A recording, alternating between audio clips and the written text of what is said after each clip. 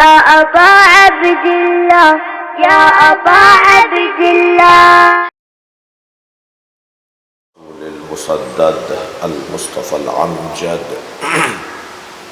المحمود الأحمد سيدنا ومولانا ومولى الكونين جد الحسن والحسين معاني أبا القاسم محمد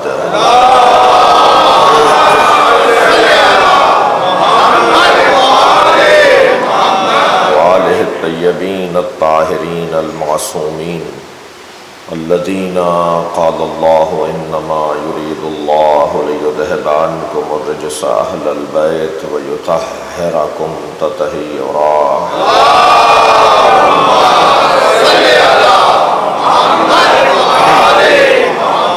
لعنة الله على أعدائهم أجمعين من يوم عداوتهم إلى قيام يوم الدين.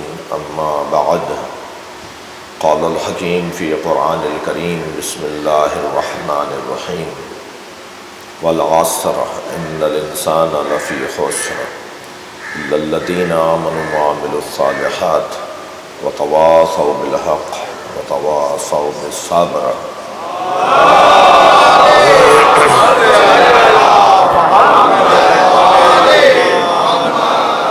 تمام سے ایک سورہ فاتحہ 3 مرتبہ سورہ اخلاص. حاضرین مجلس کے مرحومین شہداء ملت، جناب نجم الحسن جعفری صاحب کے تمام مرحومین، ان کی بہن کی آج برسی بھی ہے، محترمہ بلقیس سلطانہ بنت سید علی متقی جعفری رحم اللہ مطرح الفاتحہ. بسم اللہ الرحمن الرحیم إياك نعبد وإياك نستعين اهدنا الصراط المستقيم صراط الذين أنعمت عليهم غير المغضوب عليهم. بسم الله الرحمن الرحيم قل هو الله أحد الصمد بسم الله الرحمن الرحيم قل هو الله أحد لم يلد ولم يولد صل على محمد وعلى محمد.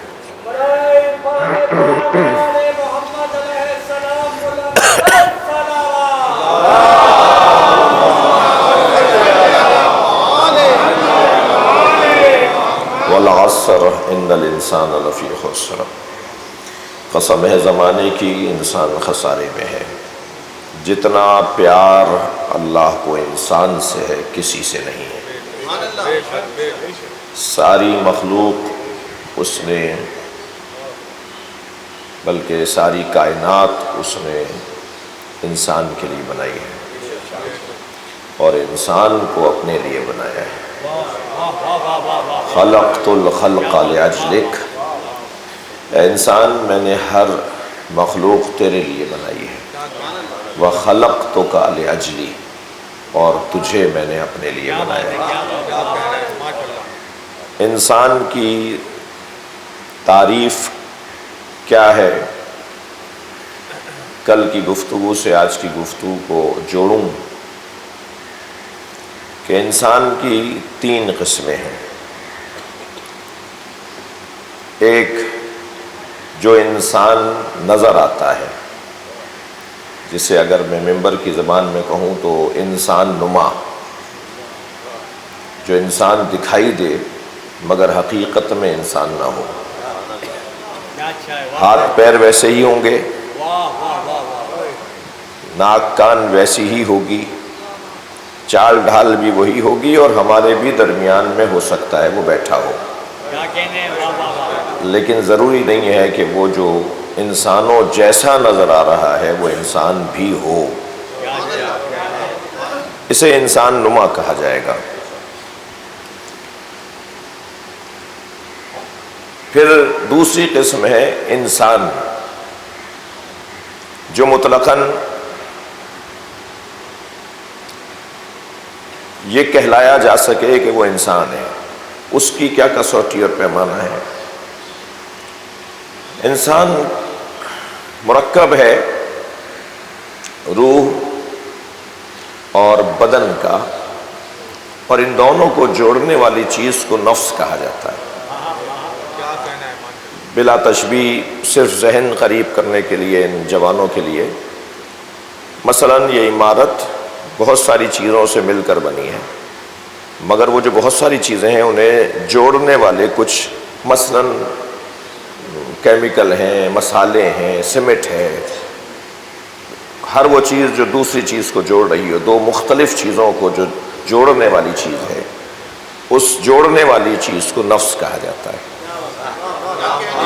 لہٰذا نہ بدن کو موت ہے نہ روح کو موت ہے، جو موت ہے وہ نفس کو ہے۔ کل نفس ذائقۃ الموت۔ بدن، صلوات پڑھ لیں ذرا محمد۔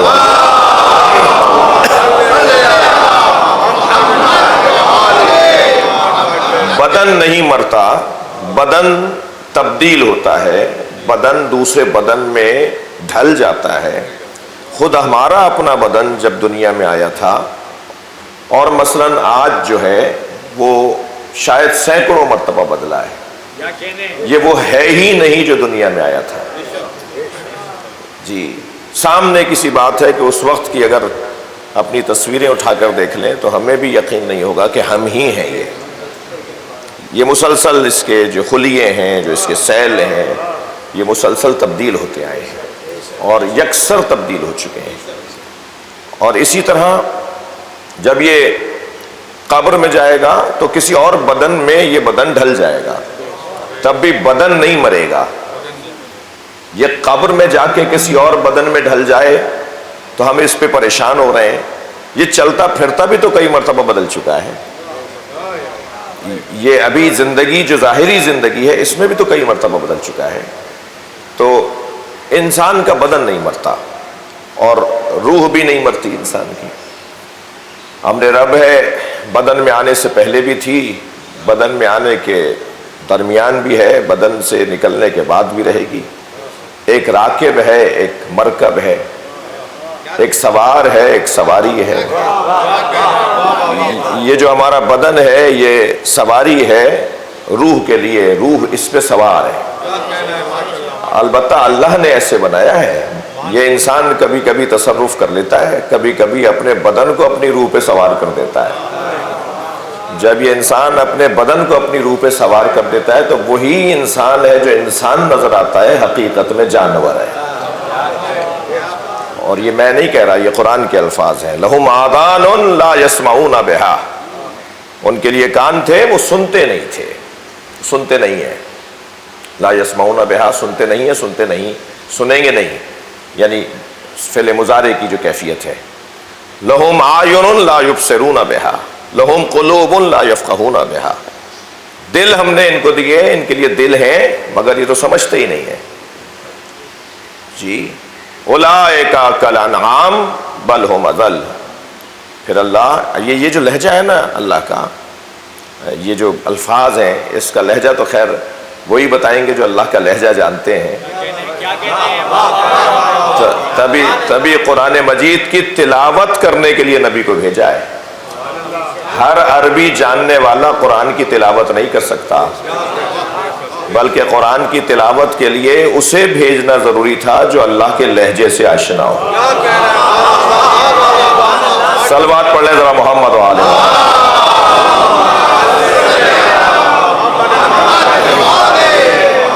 بھائی ماشاءاللہ بڑی تعداد میں تشریف فرمائے، اس سے بہتر صلوات سے۔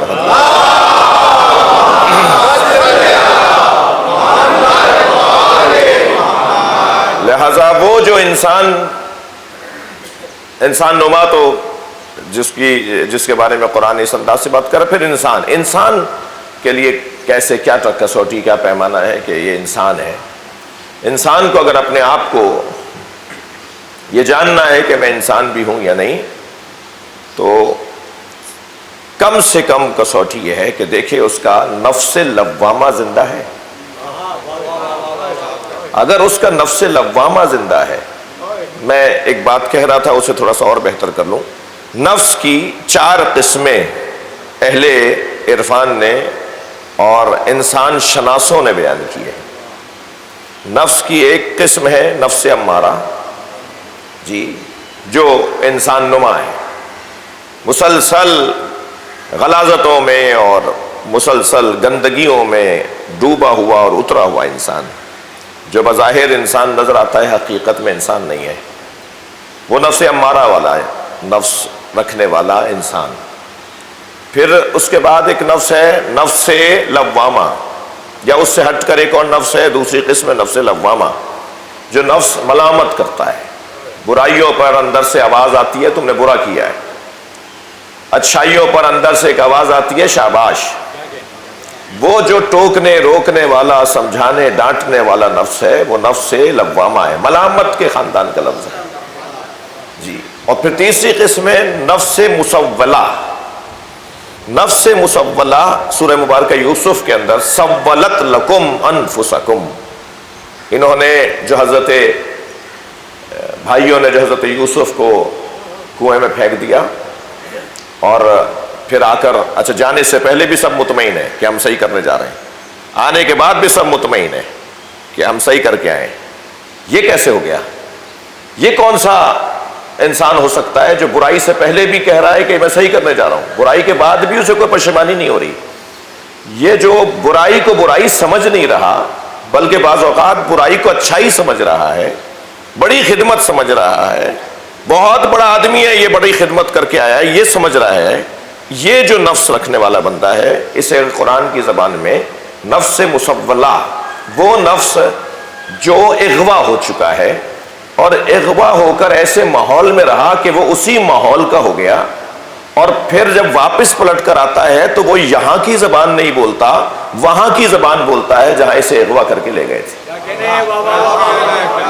لیکن جو وہاں سے واپس آ کر اپنی زبان کو یاد کر لے اور اسے اپنی زبان یاد آ جائے، اسے اس نفس کو نفس تواب کہا جاتا ہے۔ اسی لیے اس نفس سے کہ جس کو نفس تواب کہا جاتا ہے اس سے اللہ پیار کرتا ہے۔ آپ ذرا غور کریں اللہ کس کس سے پیار کرتا ہے، ایک لسٹ ہے قرآن مجید کے اندر، ایک فہرست ہے قرآن مجید میں، جن سے اللہ محبت کرتا ہے ان میں سے وہ ہیں کہ جو توبہ کرنے والے ہیں۔ ان اللہ یحب التوابین، ذرا صلوات علیہ کریں۔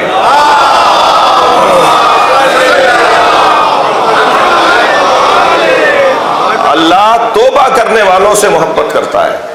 یا اللہ، اور نہیں ہے جو عبادت گزار ہیں، اور نہیں ہے جو بڑے بڑے انسان ہیں، جو صحیح انسان ہیں، بہت سے لوگوں بہت سے اچھے کام کرنے والوں کے لیے اللہ نے نہیں کہا کہ میں ان سے محبت کرتا ہوں، لیکن توبہ کرنے والے کو اللہ کہہ رہا ہے میں توبہ کرنے والے سے محبت کرتا ہوں۔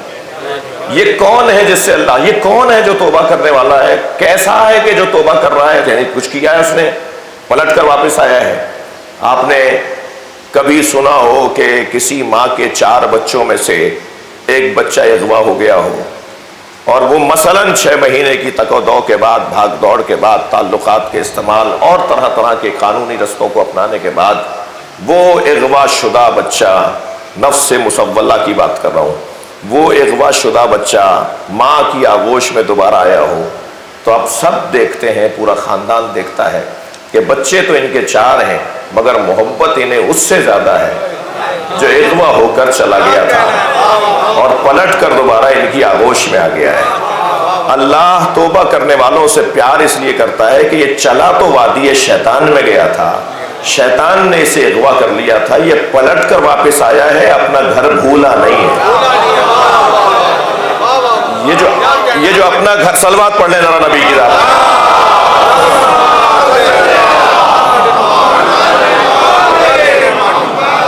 یہ جو اپنا گھر بھولا نہیں ہے اسے توبہ کرنے والا کہا جاتا ہے۔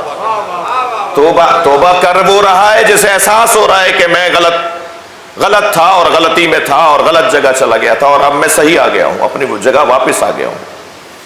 یہ جو نفس مسولہ ہے یا مسولہ، دونوں استعمال کے مطابق زیر اور زبر کا فرق آئے گا۔ یہ جو نفس مسولہ ہے یہ وہ ہے کہ جس کو برائیاں اب برائیاں نہیں لگتی، بری چیزیں اب بری نہیں لگتی ہیں، بلکہ بعض اوقات بری چیزوں کو وہ اچھا سمجھ رہا ہوتا ہے اور اسی کو وہ خدمت سمجھ رہا ہوتا ہے، اسی کو وہ دین سمجھ رہا ہوتا ہے، اسی کو وہ انسانیت سمجھ رہا ہوتا ہے۔ وہ اغوا شدہ، اچھا شیطان کا کام یہ ہے کہ اسے اتنا سجا کر اس کے آگے رکھتا ہے کہ وہ برائیاں اسے اچھائیاں لگنے لگتی ہیں۔ جب برائیاں اچھائیاں لگنے لگیں تو پھر یہ نفس مسولہ ہے اور خطرناک۔ وہ بھائی حضرت یوسف کے ساتھ جو کر رہے تھے وہ اپنی دانش میں بہت بڑا کام کر رہے تھے، وہ سب متفق تھے کہ ہم ٹھیک کر رہے ہیں، اور بعد میں بھی وہ تو حضرت یعقوب کا بار بار رونا، حضرت یعقوب کا مسلسل گریہ کرنا انہیں بالآخر یہاں تک لے آیا کہ ہم نے غلطی کی ہے۔ مجھے یہی ایک جملہ کہنے دیجئے، جنہوں نے امام حسین کو قتل کیا تھا وہ مارنے کے بعد تکبیر بلند کر رہے تھے، اور اہل بیت نے ہمیں جو ہر سال اور ہمیشہ حسین پہ رونے کا حکم دیا ہے، اس لیے روتے رہو حسین پر کہ جنہوں نے غلطی کو صحیح سمجھ کے انجام دیا تھا وہ اپنے گھر واپس آ جائیں، انہیں احساس ہو جائے، انہیں احساس ہو جائے کہ انہوں نے غلطی کی ہے۔ حضرت یعقوب کے گریہ کے پیچھے ایک بہت بڑا فلسفہ ہے، بالآخر وہ اس بات کی طرف متوجہ ہوئے اور انہیں احساس ہوا کہ انہوں نے غلطی کی ہے، اور اب کیا کریں، وقت گزر چکا، بہت سا نقصان ہو چکا۔ یہ نفس مسولہ ہے۔ اور پھر چوتھی قسم نفس امارہ لوامہ مسولہ، چوتھی قسم ہے نفس مطمئنہ۔ نفس امارہ، نفس لوامہ، نفس مسولہ اور نفس مطمئنہ۔ ہم در حقیقت اس اطمینان کے ساتھ جس دروازے پر بیٹھے ہیں وہ نفس مطمئنہ کا دروازہ ہے۔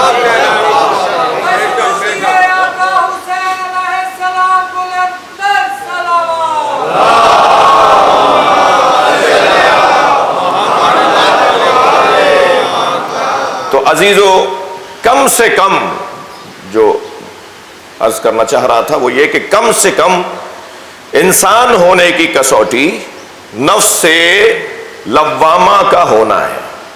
ملامت کرنے والا نفس اگر ہمارے اندر موجود ہے تو گویا بھی ہم انسان ہیں، مگر خطرے میں ہیں، مسلسل خطرات کا سامنا ہے، کبھی بھی کچھ بھی ہو سکتا ہے۔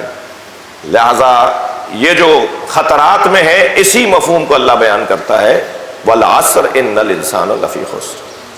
یہ مسلسل خطرے کی زد میں ہے، مسلسل نقصان کی زد میں ہے، اور مسلسل نقصان کی زد میں نفس اگر اپنے آپ کو سنبھال سکتا ہے تو پھر اسے نفس امارہ، اسے نفس مطمئنہ، معاف کیجیے گا، اسے نفس مطمئنہ کے دروازے پہ آنا ہوگا۔ دیکھیے قرآن مجید میں ایک آیت جسے کل اس کے مکمل تلاوت بھی نہیں ہو سکی تھی، اور استفادہ مجھے جو آج کرنا تھا وہ یہ سورہ مبارکہ آل عمران کی 7ویں آیت ہے، اور اس آیہ کریمہ میں پروردگار عالم نے اپنی آیات کو 2 حصوں میں اور 2 قسموں میں تقسیم کیا ہے۔ ارشاد ہو رہا ہے، هو الذی انزل علیک الکتاب، وہ اللہ جس نے اے حبیب آپ پر کتاب کو نازل کیا، فیہ آیات محکمات، اس کتاب کے اندر آیات محکمات ہیں، ہن ام الکتاب، اور یہ آیات محکمات ہی اصل کتاب ہیں، وَأُخَرُ مُتَشَابِهَاتٌ، توجہ، وَأُخَرُ مُتَشَابِهَاتٌ، اور دوسری جو قسم ہے آیات کی وہ متشابہات ہیں۔ فَأَمَّا الَّذِينَ فِي قُلُوبِهِمْ زَيْغٌ، پس جن کے دلوں میں زنگ لگ چکا ہے، فَيَتَّبِعُونَ مَا تَشَابَهَ مِنْهُ، وہ آیات متشابہات کی اتباع کرتے ہیں۔ یہ لفظ اتباع کل آپ کے ذہن میں ہوگا کہ ہم چاہ رہے تھے کہ اس کے اوپر تھوڑا سا غور ہو۔ یہ لفظ اتباع ہے، یہ اطاعت سے ہٹ کریں۔ اطاعت اقوال میں ہے، اتباع افعال میں ہے۔ قرآن کی اللہ نے 2 طرح کی آیتوں کا تذکرہ کیا ہے۔ سورہ آل عمران ہے، آیت نمبر 7 ہے، آیات محکمات اور آیات متشابہات۔ جن کے دلوں میں زنگ لگ چکا ہے، بھائی آپ کی توجہات قابل رشک ہیں، بحث بھی انتہائی خشک اور سنجیدہ ہے، اور جس کا تقاضا یہ ہے کہ توجہ ایک لمحے کے لیے بھی دور نہیں ہو پائے تو میری بات اور میری محنت سوارت ہو پائے گی۔ جی، اتباع کا لفظ ہے، اطاعت کا لفظ نہیں ہے۔ اقوال میں اطاعت اور افعال میں اتباع۔ یہ اگر آیات سے مراد لفظی کلام ہی ہے بس، تو پھر یہاں یہ لفظ اطاعت کا آنا چاہیے تھا۔ کلام اللہ کا ہے، مجھے اپنے رخ کو، فکری رخ کو ٹھیک کرنا ہوگا، کلام یہی ہے جو ہے۔ یہاں افعال کی بات ہو رہی ہے، یعنی کچھ اللہ کے ایسے بندے ہیں جو محکمات میں سے ہیں، کچھ ایسے ہیں جو متشابہات میں سے ہیں۔ اللہ کے بندوں میں دو طرح کے بندے ہیں، میں اپنے مضمون کا لفظ استعمال کروں، اللہ کے نزدیک انسان دو طرح کے ہیں، وہ انسان جو محکم انسان ہے، وہ انسان جو متشابہ انسان ہے۔ یہ لفظ متشابہ میرے محترم سننے والوں، اس کو اگر میں اور مانوس لفظ میں ڈھال دوں تو اشتباہ کا شکار، شبہ کا شکار، غلطی کا شکار، مغالطے کا شکار لوگ اور مطمئن لوگ، جن کی زندگیوں میں اطمینان ہے وہ اور لوگ ہیں، جن کی زندگیوں میں مغالطات ہیں وہ اور لوگ ہیں۔ اب بس دو حصوں میں ہم اپنے اس بحث کو، یعنی انسان دو حصوں میں تقسیم یا دو عنوانوں میں تقسیم ہو رہا ہے، انسان محکم اور انسان متشابہ۔ قرآن کی آیات محکمات، قرآن کی آیات متشابہات۔ میں یہ سوچ رہا ہوں اور پڑھ کر اور دیکھ کر بات کر رہا ہوں کہ انسان بھی دو طرح کے ہیں، محکم انسان اور متشابہ انسان۔ وہ جو متشابہ انسان ہے وہ کبھی علمی مغالطے کا شکار ہوتا ہے اور کبھی عملی مغالطے کا شکار ہوتا ہے۔ بڑی عنایت، آپ کی توجہ، آپ کا ممنون ہوں بھائی، آج خاص طور پر آپ کی توجہ زیادہ چاہیے۔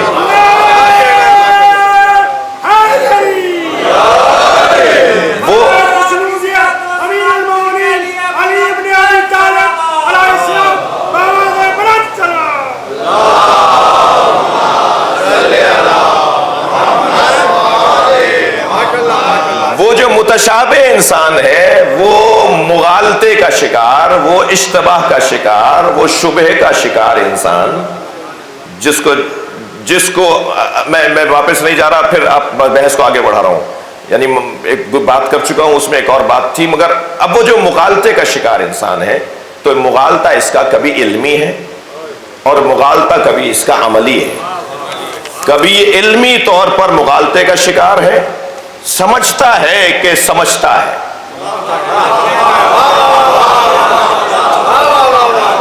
لفظ اور بدلتا ہوں، نہیں جانتا کہ نہیں جانتا، یہ علمی مغالطے کا شکار، یہ اپنے آپ کو جانتا ہی نہیں ہے کہ یہ نہیں جانتا، اور اس اطمینان کے ساتھ بات کر رہا ہوتا ہے کہ دوسرے کو تو شبہ ہو جاتا ہے کہ یہ جانتا ہے، یعنی خود اشتباہات کا شکار اور دوسروں کو بھی اشتباہات میں مبتلا کر رہا ہوتا ہے۔ وہ جو علمی مغالطے کا شکار ہے انسان، اس کی میرے اپنے تحقیق اور اپنے مطالعے کی روشنی میں تین قسمیں ہیں۔ ایک وہ جو خود محور ہے، اسیر ذات ہے،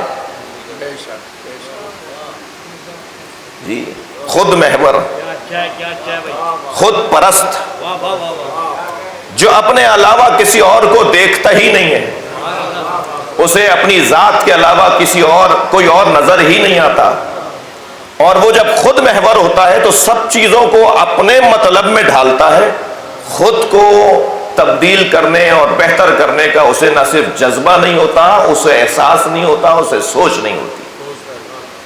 یہ جو خود محور ہے، یہ جو خود کا اسیر ہے، اسے علامہ اقبال نے 6 مصروں میں یاد کیا ہے۔ علامہ اقبال کہتے ہیں، ہند میں حکمت دی کوئی کہاں سے سیکھے۔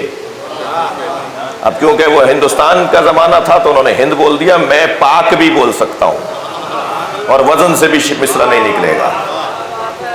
پاک میں حکمت دی کوئی کہاں سے سیکھے، نہ کہیں لذت کردار، نہ افکار عمیق۔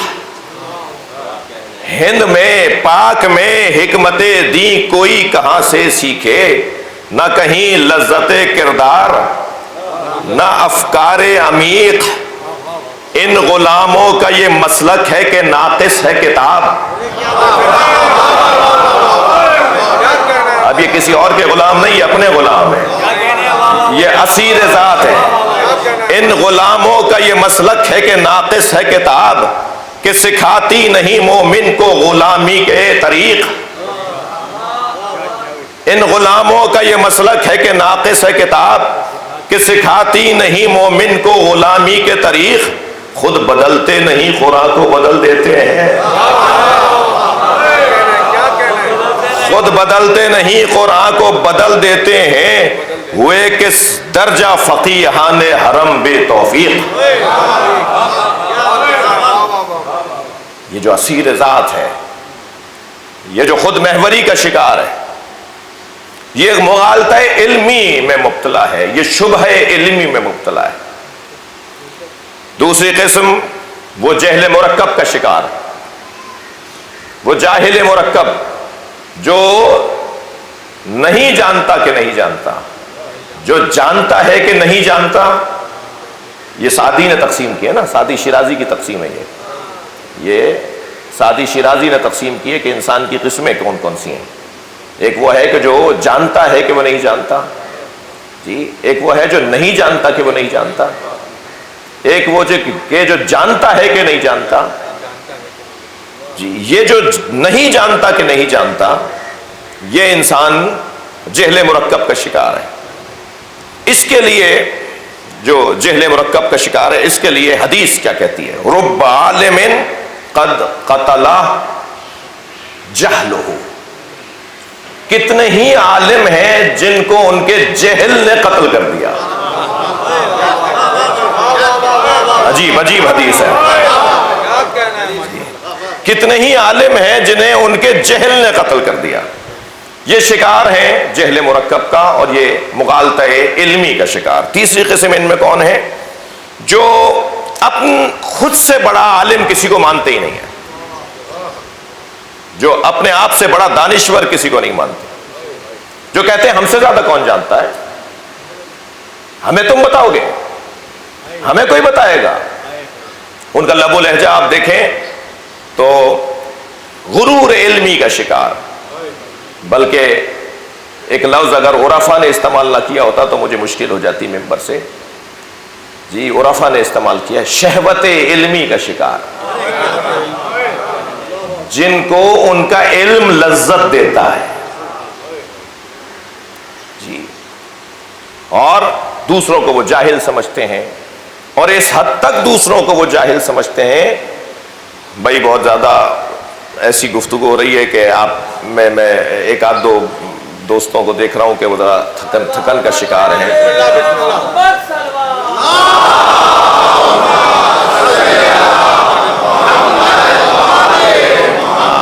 آپ ذرا ایک سے زیادہ مرتبہ بلند صلوات پڑھ لیں۔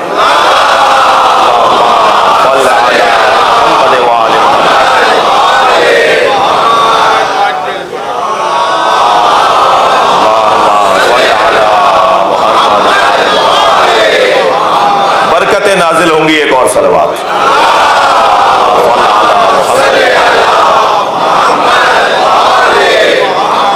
وہ جو اپنے آپ کو سب سے بڑا عالم سمجھتا ہے اور کہتا ہے کہ سوچتا ہے، اور پھر اس کے اعمال سے بھی اظہار ہو رہا ہوتا ہے، اس کی سوچ کا اس کے اعمال سے بھی مظاہرہ ہو رہا ہوتا ہے، وہ سمجھتا ہے اس سے بڑا کوئی عالم نہیں ہے، اس سے بڑا کوئی دانشور نہیں ہے۔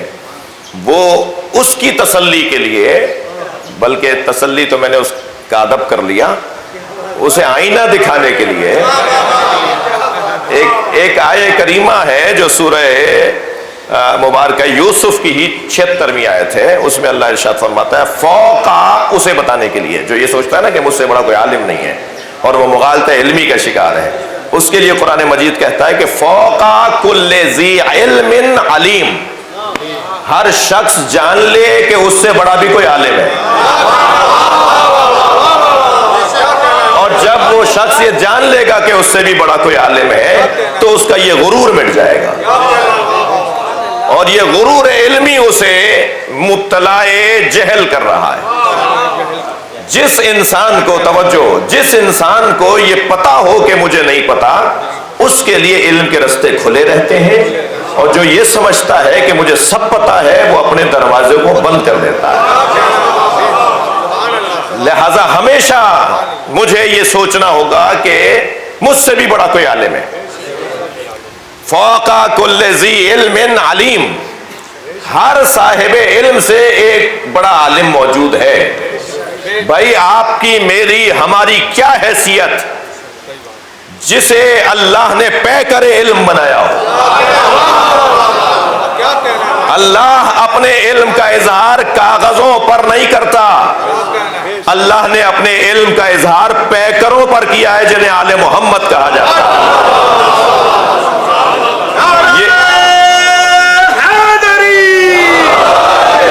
آل محمد میں سرداری محمد مصطفیٰ کی ہے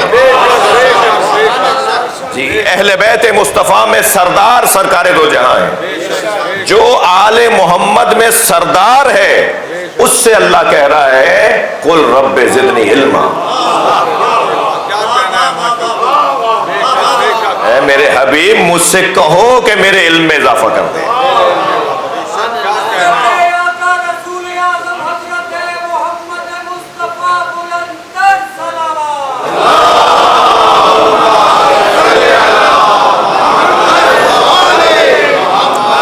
ممنون ہوں آپ کی توجہات کا۔ جی جی، یہ سیدہ کا کرم ہے کہ یہ مضمون میں بیان کر رہا ہوں، ورنہ اس طرح کے مضامین میں مجھے ایک ٹیشو پیپر کا ڈبہ تو خالی کر دینا چاہیے تھا جی، کیونکہ یہ خون جگر سے بیان کرنے والے مضامین ہیں۔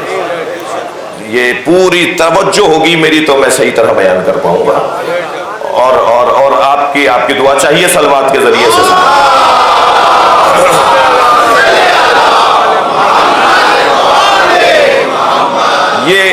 یہ شخص کے جو مغالطہ علمی کا شکار ہے، یہ متشابہات جنہیں قرآن مجید نے متشابہات کہا ہے،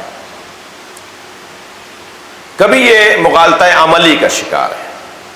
یہ متشابہ آیت اللہ کی ہے، اللہ کی آیت ہے، مخلوق اللہ ہی کی۔ آپ یزید کو نہیں کہہ سکتے کہ اللہ نے نہیں بنایا، اسے بنایا یزید کو بھی اللہ ہی نے جی۔ شیطان بھی اللہ ہی کی مخلوق ہے جی، مگر محکمات اور متشابہات کی تقسیم مد نظر ہے۔ وہ جو مغالطہ عملی کا شکار ہیں ان کے لیے مجھے ایک حدیث کا سہارا، اور حدیث مجھے نصیب ہوئی جو میں آپ کو اس کی زیارت کروا رہا ہوں۔ معصوم فرماتے ہیں ثلاث قاسمات الظہر، تین لوگوں نے کمر توڑ دی، کمر شکن لوگ، وہ مغالطہ عملی کا شکار۔ ثلاث، بھائی تھک تو نہیں رہے، تھوڑی تسلی دیجیے۔ ثلاث قاسمات الظہر، تین طرح کے لوگوں نے کمر توڑ دی۔ رجل استکثر عملہ، وہ شخص جو اپنے عمل کو زیادہ بڑا، اچھا اور بہتر جانتا ہے۔ میں نے ٹھیک کیا، اس سے اچھا نہیں ہو سکتا تھا، اس سے بہتر نہیں ہو سکتا تھا، ایسا کون کر سکتا ہے، مجھ جیسا کوئی ہو تو لا کے دکھاؤ۔ جو شخص اس مغالطہ عملی کا شکار ہے کہ اس سے اچھا نہیں ہو سکتا، وہ مغالطہ علمی کے شکار لوگ تھے جن کے لیے بہت کچھ بیان ہو گیا۔ یہ مغالطہ عملی کا شکار ہے۔ رجل استکثر عملہ، جو اپنے عمل کو بڑا سمجھتا ہے، بڑا مانتا ہے کہ جی اس سے بہتر نہیں ہے۔ رجل نسی ذنبہ، وہ شخص جو اپنی غلطیوں کو بھول جاتا ہے۔ اب میں یہاں ذم کا ترجمہ گناہ نہیں کر رہا، مطلق ذم یعنی جو اپنی ماضی کو بھول جاتا ہو، جو اپنی غلطیوں کو بھول جاتا ہو، جو اپنے کرتوتوں کو بھول جاتا ہو، وہ کمر شکن بندہ ہے۔ رجل نسی ذنبہ، رجل اعجب برأیہ، اور وہ شخص جو اپنی بات کو، اپنی رائے کو، اپنے مشورے کو سب سے زیادہ بڑا معتبر اور صحیح مانتا ہے. اس نے انجمن میں ممبرشپ لیتے وقت، ٹرسٹ کا ممبر بنتے وقت، کسی ادارے کا رکن ہوتے وقت یہ کیوں نہیں سوچا تھا کہ وہاں سب کے مشورے سننا پڑیں گے؟ اس نے اس میٹنگ میں جب سب کے مشورے سن لیے تھے اور دوسروں کی رائے بھی عقل کے مطابق تھی اور معقول بھی تھی اور ممکن بھی تھی. بھائی توجہ چاہوں گا اس منزل پر. بہت سارے مشورے معقول ہوتے ہیں، ممکن نہیں ہوتے. بہت اچھا مشورہ ہوتا ہے، عقل کے مطابق ہوتا ہے، مگر اس میں عمل ممکن نہیں ہے. آج نہیں ہو سکتا اس پہ کا عمل، اس کے لیے کل دیکھنا پڑے گا، اس کے لیے ایک دن اور گزارنا پڑے گا، اور یہ ملک نہیں ہے اس کے لیے عمل کرنے پر. جی مگر وہ شخص جو اعجب برائے ہی، جو کمر توڑ بندہ ہے نا معاشرے کی. اچھا مولانا نہیں فرمایا کس کی کمر توڑتے ہیں یہ؟ جی سلاسن قاسمات الظہر، 3 طرح کے لوگ کمر توڑ لوگ ہیں، کمر شکن لوگ ہیں. کس کی توڑتے ہیں؟ معاشرے کی توڑتے ہیں، ہاں ماحول کی توڑتے ہیں، اداروں کی کمر توڑتے ہیں، انجمنوں اور ٹرسٹ اور اداروں کی کمر توڑ دیتے ہیں. ان کی وجہ سے ادارے کمزور پڑ جاتے ہیں. میٹنگ میں، اجلاس میں بیٹھے ہوئے تھے، اکثریت کی معقول رائے کے مطابق فیصلہ ہو گیا. تم دستخط بھی کر کے آئے ہو وہاں، باہر آ کے کہتے ہیں میں نے تو نہیں کہا تھا، یہ میری تو یہ رائے نہیں تھی. یہ سب سے بڑا خائن ہے اس ادارے کے ساتھ کہ جو مشوروں کے درمیان اس کی رائے نہیں مانی گئی تو وہ باہر جا کے لوگوں کو بتاتا ہے کہ میری رائے یہ نہیں تھی، میری رائے تو اس سے ہٹ کر تھی. یہ شخص ادارے کی کمر توڑ رہا ہوتا ہے. مجلس میں اگرچہ جوانوں کی تعداد کم ہے، صبح کی مجلس ہے بھائی، اس کے لیے تو ہنر چاہیے. صلوات پڑھ لیں ذرا محمد.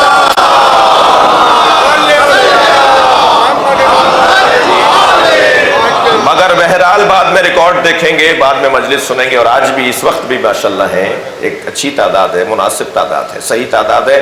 ان سے میں گزارش کروں گا کہ یہ خطرات ہمارے معاشرے کو جو پریشانیوں کا سامنا ہے، جو الجھنوں کا سامنا ہے، ان میں سے اس کے جو اسباب ہیں، اس کے جو وجوہات ہیں، ایک وجہ یہ ہے کہ ادارے کمزور پڑتے ہیں جب وہ باہر جا کر اپنی رائے جو اندر بتا کر آیا اور وہ رائے کامیاب نہیں ہوئی، اس کی نہیں مانی گئی، وہ پھر جگہ جگہ کہتا ہے کہ میں نے تو یہ نہیں کہا تھا، میں تو اس کو نہیں مانتا، میری رائے تو اس سے ہٹ کر تھی.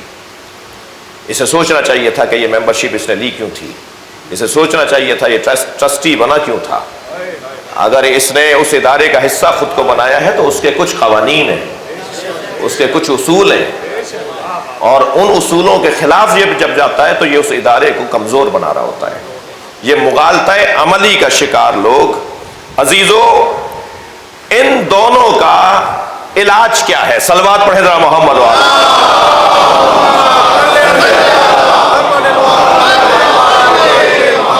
یعنی مغالطہ علمی کا شکار بھی اور مغالطہ عملی کا شکار بھی جو شخص ہے اور جس کی وجہ سے معاشرے میں نقصان ہو رہا ہے، جی اس کا علاج کیا ہے؟ اس کا واحد علاج ہے، دونوں کو ایک ہی نسخہ دیا جائے گا، دونوں کی دوا ایک ہی ہے، اور وہ ہے حقائق کی روشنی. حقائق کو بیان کرنا، حقیقت کو روشن کر دینا. میں ایک جگہ سے گزر رہا تھا، مثال دے رہا ہوں، میں ایک جگہ سے گزر رہا تھا، راستے میں سانپ بیٹھا ہوا تھا، میرے بڑھتے ہوئے قدم رک گئے. میں سوچنے لگا موذی ہے، حملہ کرے گا. ابھی کھڑا میں سوچ رہا تھا کہ آگے جاؤں گا تو یہ موذی حملہ کرے گا. جی موذی یعنی اذیت پہنچانے والا، تکلیف دینے والا. اب وہ کبھی سانپ ہوتا ہے، کبھی انسان بھی ہوتا ہے. تو میں سوچ رہا تھا کہ یہ حملہ کرے گا، یہ تکلیف دے گا. تو ایک بچہ میرے برابر میں آ کے کھڑا ہوا، کہنے لگا مولانا یہ پلاسٹک کا ہے.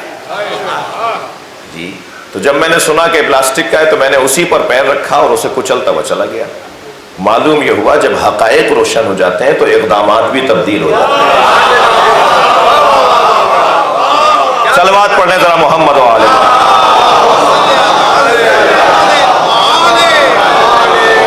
بھائی آپ کی بیدار سماعتوں کے لیے اس مثال کو ایک اور جملے سے روشن کروں گا اور بہتر کروں گا۔ جب مجھ پر روشن ہوا کہ یہ سانپ مثلاً حقیقی نہیں ہے، پلاسٹک کا ہے، دیکھنے میں کچھ اور ہے، حقیقت میں کچھ اور ہے، جب مجھے اس کی حقیقت روشن ہو گئی تو پھر میرے اقدامات بھی تبدیل ہو گئے۔ ساری دنیا جس یزید سے ڈر رہی تھی، حسین اس کی حقیقت کو جانتے تھے۔ صلوات پڑھیں محمد و آل محمد۔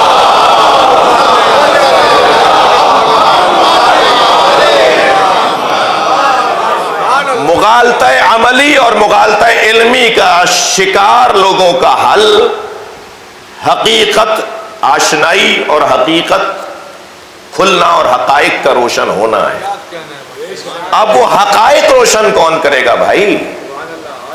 وہ کام تو ہم نے بتا دیا، کرنے کا کس کا ہے، کرے گا کون یہ کام؟ حقائق روشن کون کرے گا؟ حقائق روشن وہی کرے گا جو خود محکم ہو،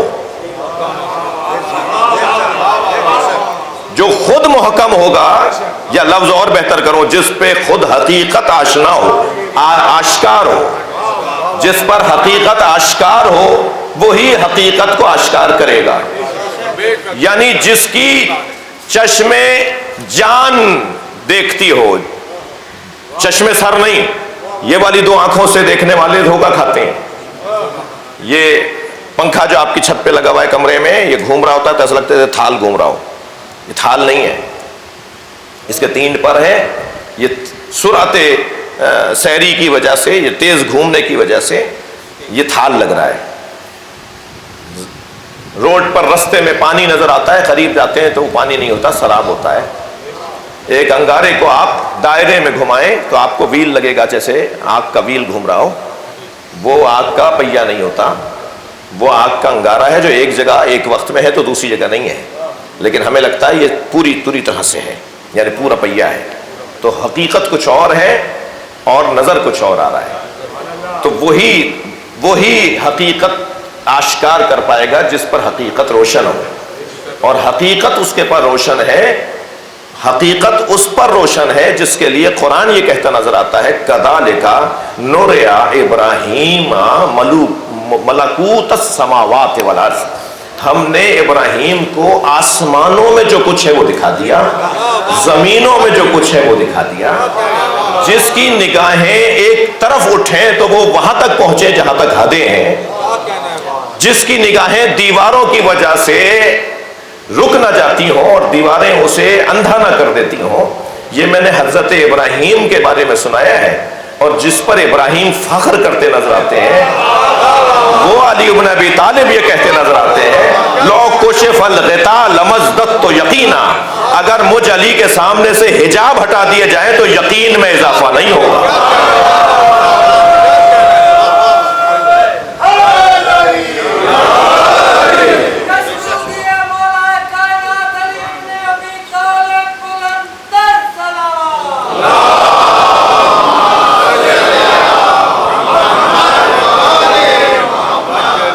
جن پر حقائق روشن ہیں، جو حقیقت بین ہیں، جو وہ سنتے ہیں جو ہم نہیں سنتے، جو وہ دیکھتے ہیں جو ہم نہیں دیکھتے، ہمیں جو چیزیں نظر نہیں آتی وہ انہیں نظر آ رہی ہوتی ہیں، وہ جو آیات محکمات میں سے ہیں، محکم وجود جن کا ہے، وہی ان متشابہات کی اصلاح کریں گے۔ اور عزیزو، وقت میرے پاس تنگ ہو گیا اور گفتگو بھی کچھ ایسی رہی کہ آپ کی مہربانی، آپ کی محبت کہ آپ نے سماعت فرمائی۔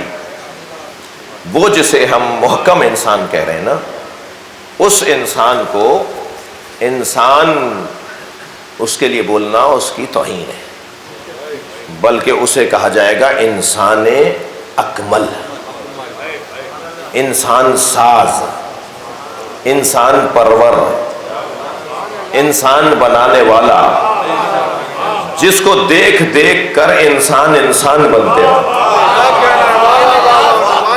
وہ انسان نہیں کہلائیں گے، بلکہ انسان اکمل کہلائیں گے، انسان کامل بھی نہیں۔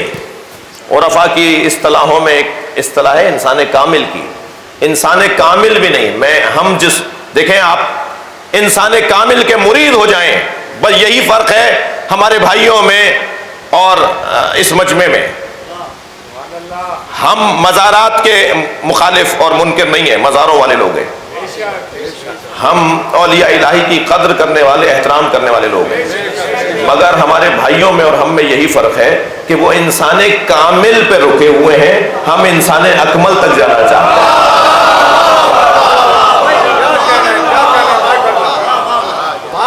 مالک اشتر انسان کامل، حضرت سلمان فارسی انسان کامل، ابو ذر غفاری رضوان اللہ تعالی علیہم انسان کامل، مگر علی انسان اکمل،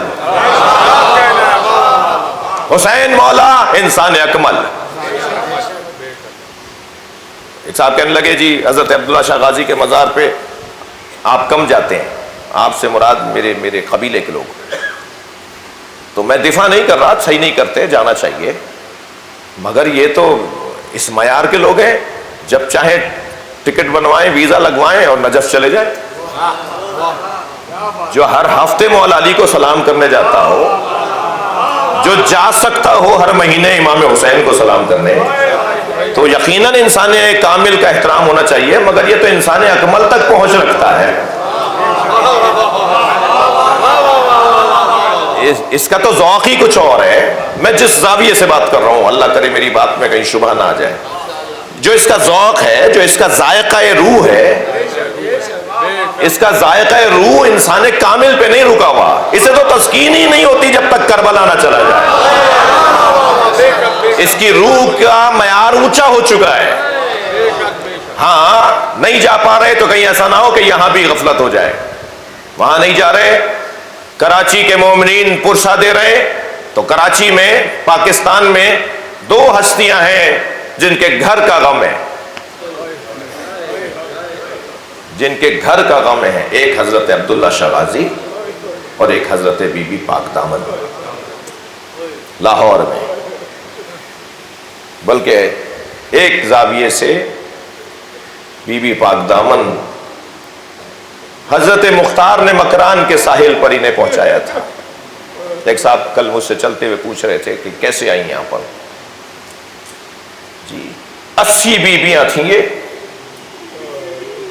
انہوں نے خط لکھا تھا حضرت مختار کو کہ مدینے میں آئے دن ہم مشکلات اور مصائب کا شکار ہیں، ہمیں کسی ایسی جگہ پہنچاؤ جہاں کے رہنے والے اہل بیت کا احترام کرتے ہو۔ تو انہیں سندھ پہنچایا گیا تھا۔ اس وقت میں سندھ کوفے سے، کوفے کی مینجمنٹ، کوفے کی مدیریت، کوفے کا گورنر سندھ کو دیکھتا تھا، اور سندھ تقریباً لاہور سے بھی آگے تک کا علاقہ، ملتان تک تو مسلم سندھ تھا، یعنی طے شدہ ہے، بحث و مباحثے ہیں تاریخ دانوں میں، مگر ملتان تک تو مسلم سندھ تھا۔ ائمہ اہل بیت کی زبان پر ہند اور سندھ یہ دونوں لفظ آئے ہیں، یا وہ بولتے تھے ہند یا اس کے ساتھ کے علاقے کو وہ کہتے تھے سندھ۔ اللہ نے جب زمین خلق کی تو 5 دریا زمین کی خلقت کے ساتھ خلق ہوئے، اس میں ایک دریا دریائے مہران ہے۔ یہ دریائے سندھ زمین کے ساتھ بنا ہے۔ یہ کہاں سے چل رہا ہے؟ گلگت چلے جائیے، گلیشیئر کے پہاڑوں سے چلے جائیے۔ حضرت مختار سے انہوں نے کہا تھا، اور بہت ساری معلومات ہیں، اور یہ تاریخی پیغامات ہیں، تاریخی حقائق ہیں، اور حضرت مختار نے ان بیویوں کو مکران کے ساحل تک پہنچایا تھا۔ یہ حضرت تافتہ کی بیٹی نہیں ہے جو شبہ ڈالا جاتا ہے کہ یہ وہاں ایک مزار ہے ایک بزرگ کا، یہ ان کی بیٹی ہیں اور بی بی پاک دامن نہیں ہے۔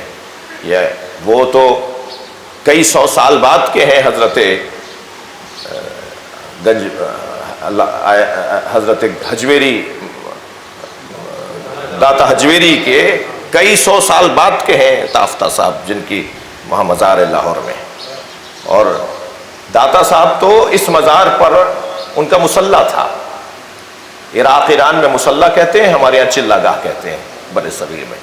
ان کا چلہ گاہ تھا، وہاں مصلی بولتے ہیں، یعنی جہاں وہ بیٹھ کر عبادت کرتے تھے، مصلی بچھاتے تھے.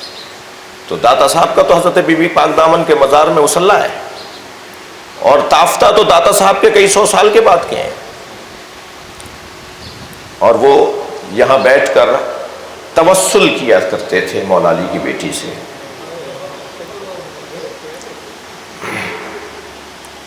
کیا ہوا ہے اہل بیت کے ساتھ؟ ایک مرثیے کا مصرع ہے، کہاں کا مسافر کہاں رہ گیا، مدینے والے کہاں کہاں چلے گئے.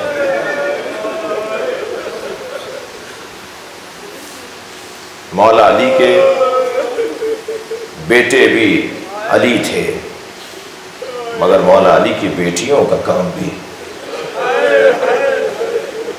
حسینی ہے، حسنی ہے.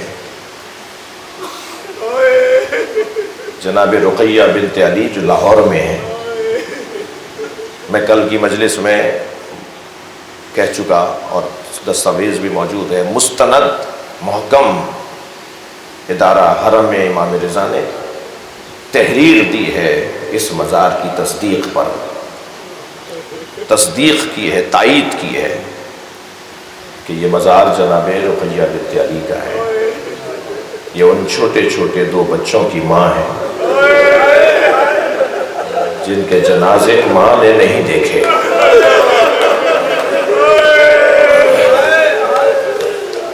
جن کے جنازے گھر نہیں آئے.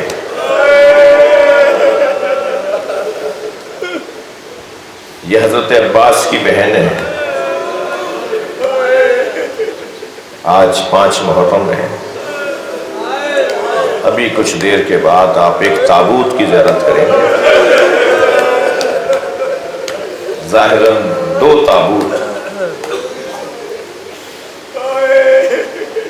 بڑا جگر ہے جناب زینب کبریٰ، شریکت الحسین بی بی، عالمہ غیر معلمہ بی بی، عقیلہ بنی ہاشم بی بی. جب مصیبتیں بڑھنے لگے نا تو عقل کا کمال پر ہونا یہ اہل بیت کا کمال ہے. عقیلہ، عقیل، عاقلہ نہیں، عقیلہ. جس لہجے میں قمر بنی ہاشم بولا جاتا ہے نا، اسی لہجے میں عقیلہ بنی ہاشم بولا جاتا ہے. جس کمال حسن پر حضرت عباس فائز تھے، کمال فہم و فراست پہ جناب زینب فائز ہے. جس کی دلیل دوں، خیمے جل رہے تھے، سر سے چادر اتر چکی تھی، بھائی بھتیجوں بچوں کے لاشیں دیکھ چکی تھی، اور بھائیوں میں بھی ایسے بھائی کا لاشا کہ جسے جناب زینب اپنے لیے سب کچھ سمجھتی تھی. آپ کی آوازیں بلند ہو رہی ہیں. جب 11 محرم کو امام حسین کے لاشیں پہ آئی تھی نا، تو امام سجاد سے کہا تھا زین العابدین دیکھ رہے ہو میرے بھائی کے بدن پہ دھوپ آ گئی ہے اور میرے اوپر میرے سر پہ چادر نہیں ہے. فرمایا میں 3 سال کی تھی، کم سن تھی، اپنے گھر کے صحن میں سو رہی تھی، تو میں نے محسوس کیا کہ سارے صحن میں دھوپ آ گئی ہے مگر میرے اوپر سایہ ہے. تو میں نے پہلو بدل کے جب دیکھا تو یہی بھائی تھا جو چادر پکڑے تھا. اب بتاؤ یہ زینب کہاں صبر کرے؟ حسین کے بدن پہ دھوپ آ گئی ہے. اجرکم اللہ، اجرکم اللہ. اللہ آپ کو کسی غم میں نہ رلائے سوائے غم اہل بیت میں، ہمیں رونے رلانے والوں میں نہ رلائے۔ گزارش کروں گا جب مجلس میں بیٹھے، میں بچوں اور جوانوں سے کہہ رہا ہوں تو تکلف کر کے نہیں رویا کرو، خاص طور پر آج تو اس بی بی کے بچوں کا ذکر ہے جس بی بی نے اپنے بچوں پہ گریہ نہیں کیا۔ کیا جناب زینب کے سینے میں ماں کا کلیجہ نہیں تھا؟ اون و محمد کے کٹے ہوئے سر دیکھتی تھی نا تو اپنا چہرہ موڑ لیتی تھی، اس لیے کہ اگر زینب کی آنکھوں میں جناب رباب نے آنسو دیکھ لیے، اجرکم اللہ، اجرکم اللہ، اگر بی بی ام لیلہ نے بی بی کی آنکھوں میں آنسو دیکھ لیے تو پھر ان کے لیے سہارا کون بنے گا؟ اجرکم اللہ۔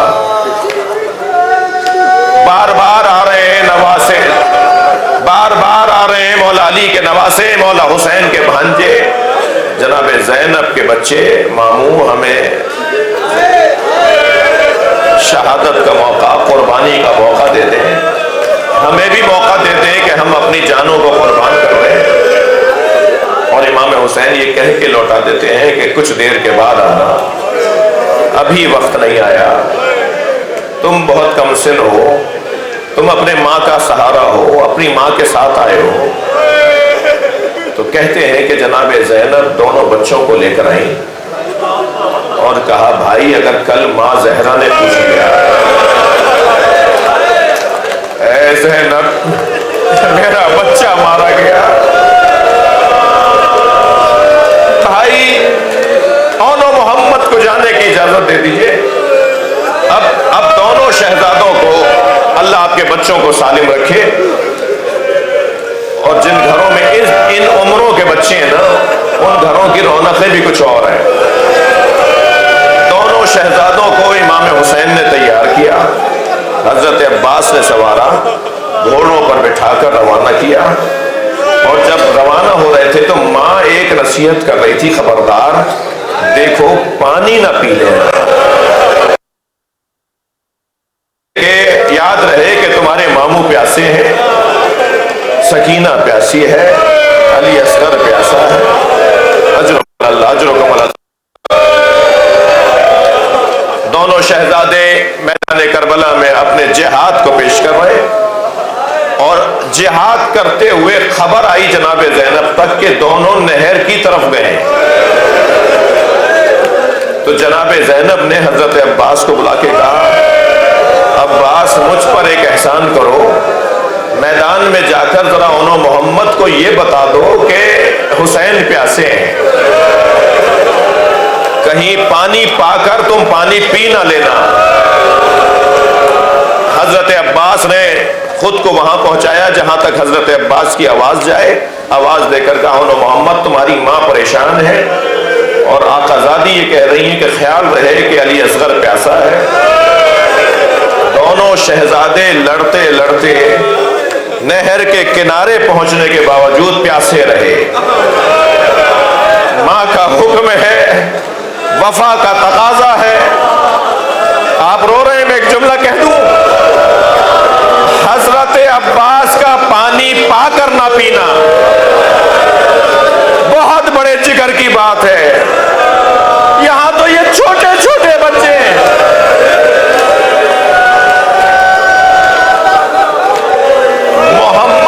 محمد شہید ہو گئے، اون زخمی گھوڑے سے گرے اور آواز دی ماموں ہماری مدد کریں۔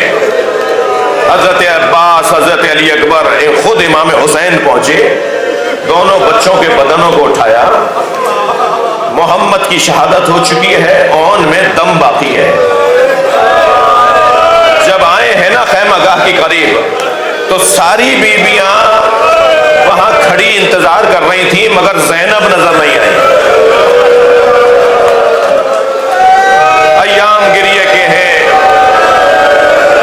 اللہ آپ کو اس کا اجر و ثواب عطا فرمائے۔ امام حسین نے سوال کیا بہن زینب کہاں ہے؟ تو بتایا خیمے میں حالت سجدہ میں ہے، اور اللہ کا شکر ادا کر رہی ہے، یا اللہ تو نے میری قربانی قبول کر لی۔ لا کے رکھا جنازوں کو اور جناب زینب کو بلایا. جناب زینب قریب آئیں تو امام حسین کی آواز آئی, زینب اون میں دم ہے.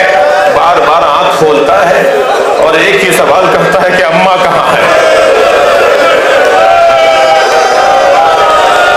جناب زینب نے اپنے بچے کو گود میں لیا, ماں کی گودی پائی, آنکھیں کھول دی,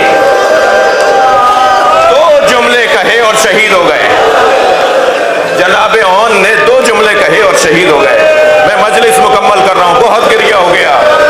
اللہ آپ کو اجر و ثواب عطا فرمائے. یہ جو آپ کی بلند آوازیں ہیں یہ مولا امام صادق کو بہت عزیز ہے. بلند آواز سے رونے والوں کے لیے امام جعفر صادق خاص دعائیں دیتے ہیں. 2 جملے کہے حضرت اون نے. ایک جملہ تو یہ کہا, حل وفیت امی, اماں کیا ہم نے وفاداری کا حق ادا کر دیا. اور دوسرا جملہ یہ کہا, اماں جب مدینے جائیے گا بابا کو ہمارا سلام کہیے گا.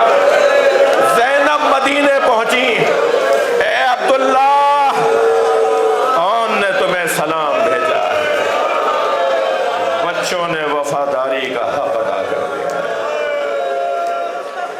اللہ لعنت اللہ علی الظالمین. یا حسین